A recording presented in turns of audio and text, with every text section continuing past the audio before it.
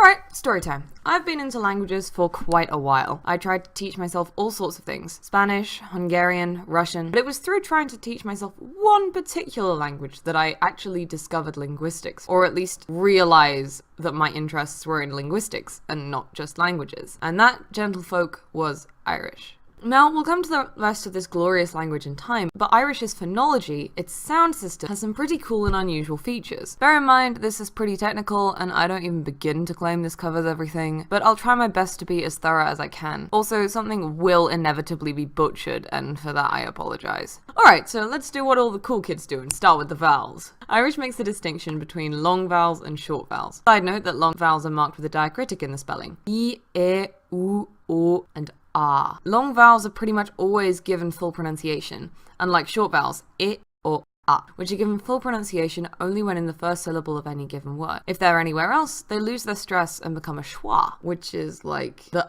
in machinery. The vowels can be divided up into broad, a, o, u, and slender, E and E. That's pretty important in the orthography, but we'll get to that. Well, now we've gotten those out of the way, consonants can also be divided into broad and slender, and which one the word uses is decided by the preceding vowel, at least in spelling. So it's kind of like a weird sort of vowel harmony. That's why you might have an extra A that you don't pronounce in a word, to tell you that the next B is broad. Every consonant has both a broad and a slender form, and it's really important to get the right one, or else it can cause some serious issues with being understood. And there are liminal pairs which rely on nothing but whether the consonant is broad or slender, so you need to be really careful. From what I could read, broad consonants have a w off glide, and slender consonants have a y off glide. Some have a larger difference than others, and the closest thing I can liken it to is hard versus soft consonants in Russian, but I'd argue from my admittedly limited knowledge that the difference is kind of more prevalent in Irish. I'll link a difference between broad and slender consonants in the description, because I'm really worried that I'm just not going to make the difference clear enough. Not only do broad and slender make the distinction between words, but you can also generally tell the gender of the word from whether it ends in a broad or slender consonant. Words that end in broad consonants tend to be masculine, and words that end in slender consonants tend to be feminine. Side note, Irish has no infinitive! How awesome is that? So now we get onto something super cool. Irish uses something called initial consonant mutation, and this is exactly what it says on the tin. In certain circumstances, and believe me, there are a fair number of certain circumstances, the initial consonant of an Irish word can change to a different sound. This is also in a bunch of the Celtic languages, some claims even for it to be all of them, like Welsh and Scottish Gaelic, and possibly Manx, but we're going to stick with Irish for now. Consonant mutations are usually triggered by grammar and can affect nouns, verbs, and adjectives alike. In fact, around 18% of words in Irish are affected by initial consonant mutation. So considering the differences between the three, it wouldn't surprise me if that stat varied depending on which dialect you looked at. Much like the broad and slender thing, you can divide mutations into two main categories. The first of these is lenition. Here, a stop becomes a fricative, but whether the sound is voiced or not and where in the mouth the sound is made stays the same, except for coronals, so that's and sh. Narrow m becomes w or v.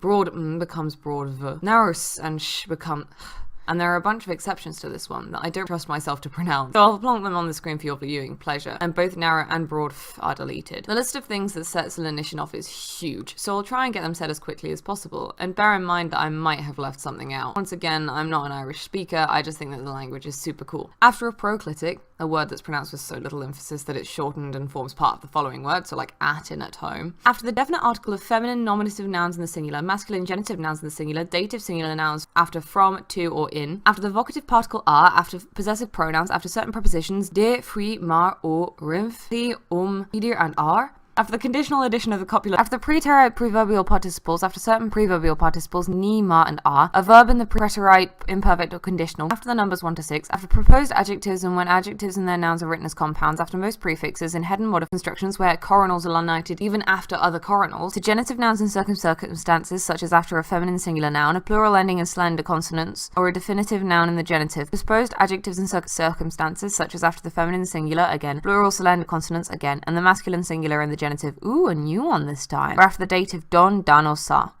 Phew! So, super simple, right? Well, there's a couple of times when the thing never lenites, and there's a couple of exceptions, just in case this thing wasn't hard enough for a non-native speaker to learn. Not that languages really care whether they're hard for non-native speakers to learn. So that brings us on to the next kind of mutation, eclipsis. Now, eclipsis doesn't have anything to do with eclipsing, at least not that I could find, but it's still a pretty cool name. A voiceless stop becomes voiced, a voiced stop becomes a nasal, a vowel receives a preceding n, either broad or narrow depending on the vowel, though this isn't affected after the definite article, and other consonants don't change. So if they do change, where do they change? After plural possessive pronouns after the numbers 7 to 10, after the preposition in, the genitive plural after the definite article, the dative singular after the definite article, and after certain preverbal particles. Un, ka, go, da, and a. This one has a couple more exceptions than lenition too. A vowel initial word doesn't change if lenition is expected, and if neither eclipsis nor lenition is expected, a vowel initial word may get what's called a prothetic onset consonant. For example, a masculine singular word in the nominative needs a T after the definite article. You'd think they'd learn to leave it alone, huh? So now that we've been over what happens and where, we've got to ask,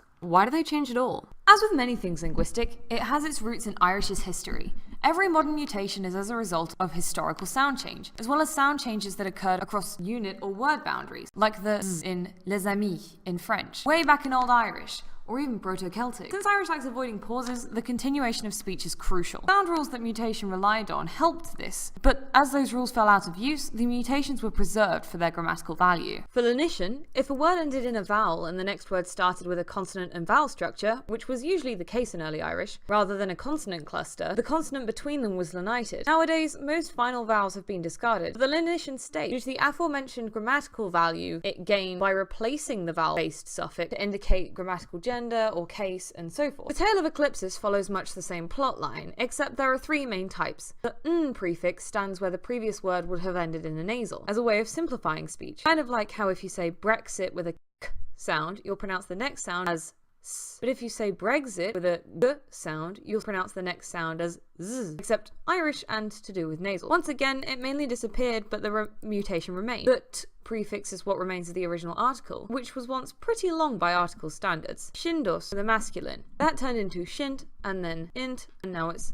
ant. And finally, the prefix rather understandably came to distinguish between the end of a word that ended in a vowel, the start of a word that started with one. It's also likely a preservation of what was once a lenited final s. So yeah, they're phonological features that swooped in to save the language from grammatical chaos and then just ended up as grammar features. Pretty snazzy, right? All of that happened over quite a long period of time. I couldn't find a proper date for any of them, or even a vague era, which is a bit of a shame really. I wish there was more resources on this. I hope you've enjoyed this video. Thank you so much for watching. Please give me a like, comment, share it, subscribe, and so forth if you haven't done so already. I know this was a lot longer and a lot more technical than my previous video, but I found researching and stuff really interesting, even if it did take me 2 recordings to get all the information, which didn't flout the maxim of quality. I have been Mim of Pragma Syntactics, and I will see you in the next one. Bye bye!